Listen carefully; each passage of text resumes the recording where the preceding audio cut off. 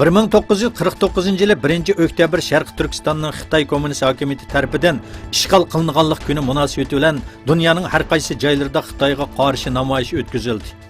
Şarkı Türkistan Teşkilatlar Birliği'nin çağırığı bilen İstanbul Sariyet'deki Xitay konsulxanası aldıda toplanğan Şarkı Türkistanlıklar ve bazı Türk qeyrindaşlar Xitay işgalıga, yığılış lagerlarga ve hile hem davam kılınıvatkan tutkunğa qarşı namoyish o'tkazdi.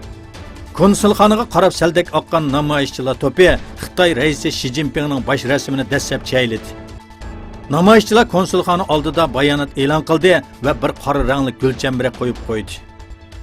Undan boshqa oldingi kuni Parij, Washington va Nyu-York shaharlarida Uyg'urlar Xitoy ishg'oliga qarshi namoyish o'tkazgan. Sharq Turkistonda turma va jazo lagerlariga kirishdan omon qolgan Uyg'urlar qattiq nazorat ostida yashamoqda. Şunun bilen birge turma ve lager sirtidagi ayollarning tug'maslik operatsiyasi qildirayotganligi ma'lum.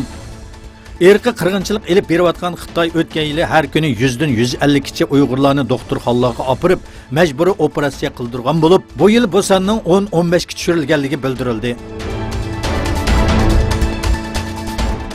Gollandiyaning Amsterdam shahrida yangi faoliyat boshlagan Uyg'ur madaniyat va tashviqot markazi 21 sentyabr qurilishi bilan birga muhojiratda yashayotgan Uyg'ur farzandlariga ona til va tarix darslarini berishga boshladi.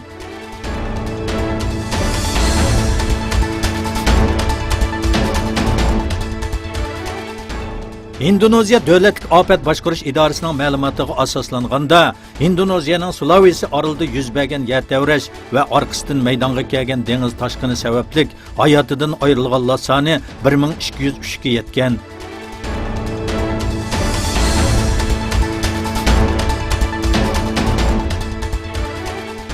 Amerika Dengiz Armiyasining bir qo'g'ilg'uchi paraxoti egilik huquqi talash tortishi davom qilayotgan Xitoy Janubiy dengizidagi Xitoyga tava sunniy orollarga yana bir qitim yaqinlashdi.